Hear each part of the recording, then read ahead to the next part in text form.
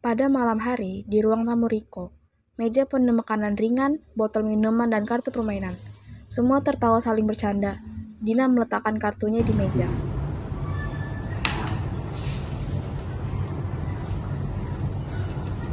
New game. Udah lah, kan emang jago kan, gak bisa ngelak. Cuma sih dia sekali-kali kasih Facebook kita gitu.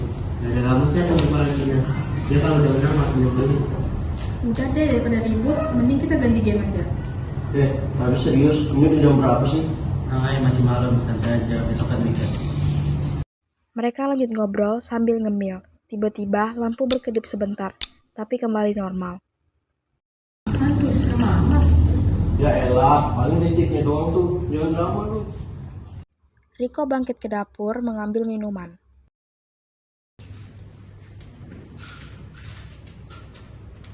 Dari kejauhan terdengar suara minuman jatuh.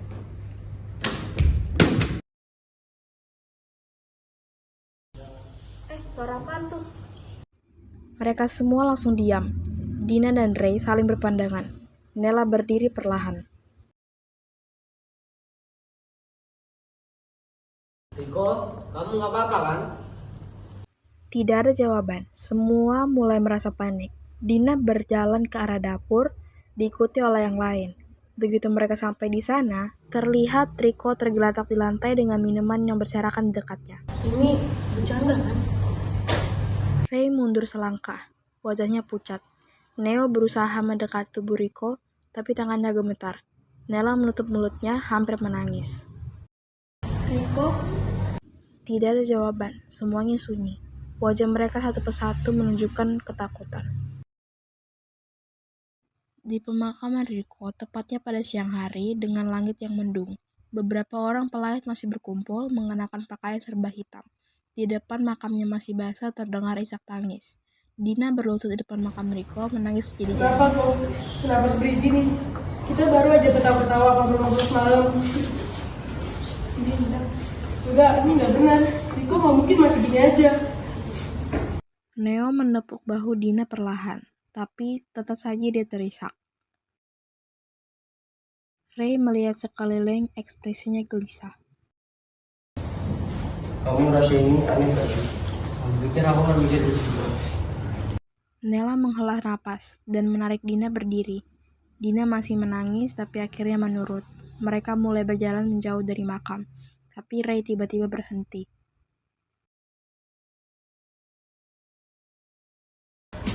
Aku mau ke rumah sakit. Aku mau tahu hasil otopsinya Riko.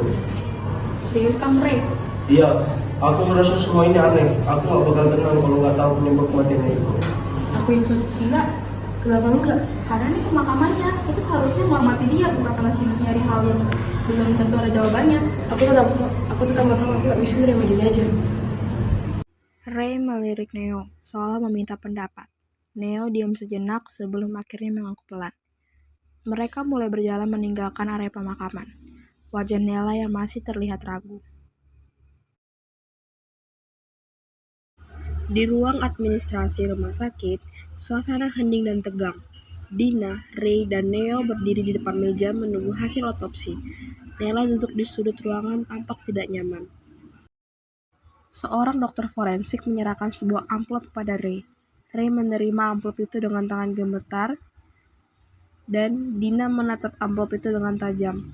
Sementara Neo melirik ke arah Nela. Buka amplopnya, Ray.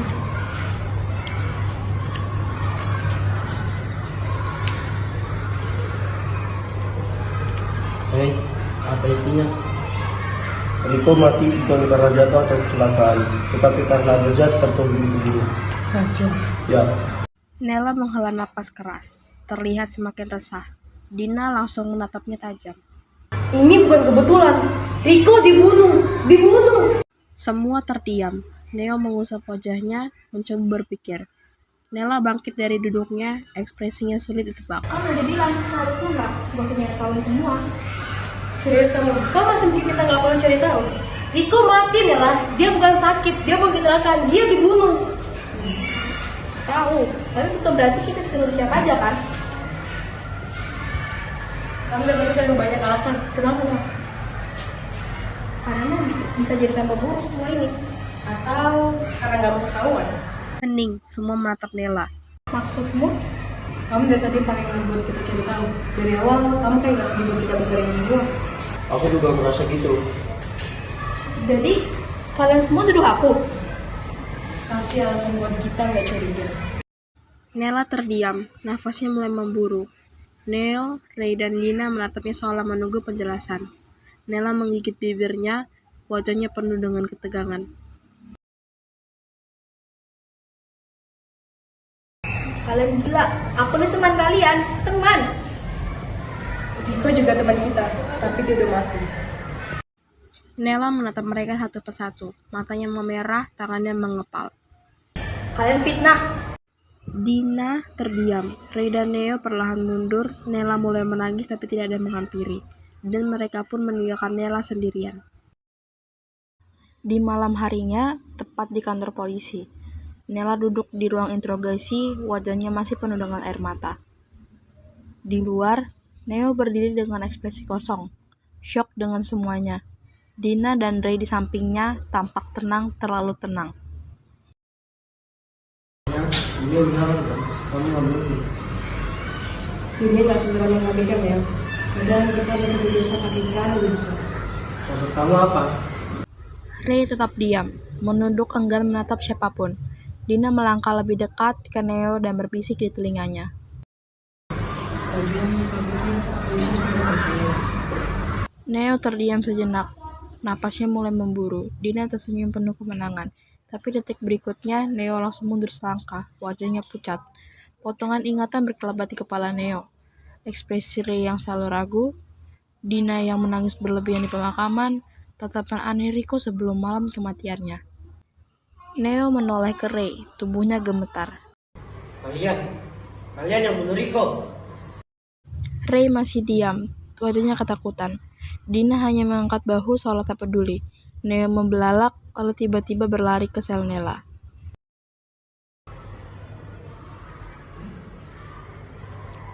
Nela bukan pembunuhnya. Polisi, bebaskan dia. Terima kasih atas kerjasama ini. Dina dan Ray menyadari ada yang tidak beres. Ternyata, polisi yang asli telah mengetahui rencana Dina dan Ray yang memasukkan Nela ke penjara dengan menyewa polisi palsu. Seketika itu polisi yang asli telah menangkap polisi palsu. Dina membelalak, Ray mulai panik.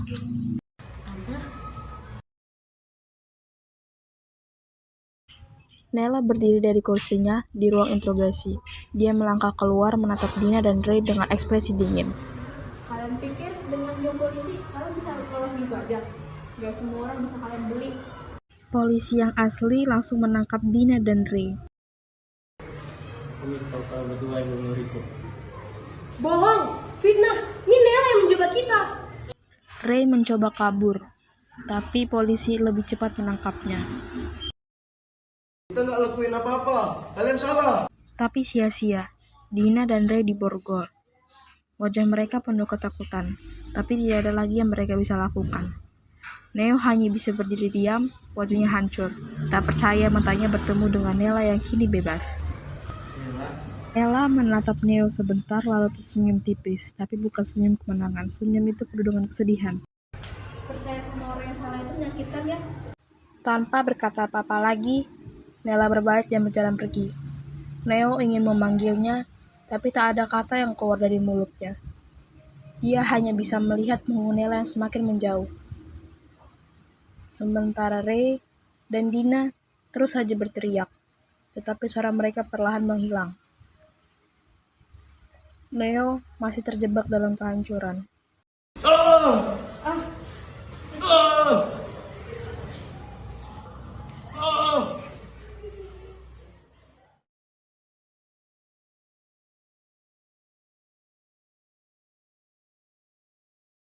Sekian drama dari kelompok kami. Pesan moralnya adalah berteman yang sewajarnya. Perhatikan tutur kata dan sikap kita terhadap orang lain yang mungkin menyakitkan bagi mereka. Jangan mudah percaya dalam itu kita karena kita tidak tahu kebenarannya. Cari tahu terlebih dahulu sebelum memutuskan keputusan yang benar.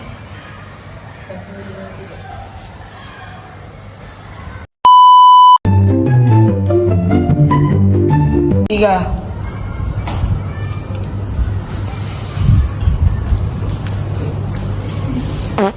3.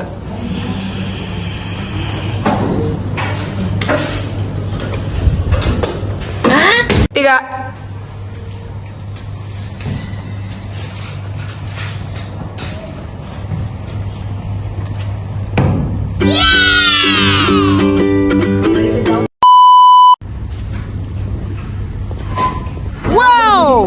Aku mau tahu hasil kematiannya Riko. Aku ikut.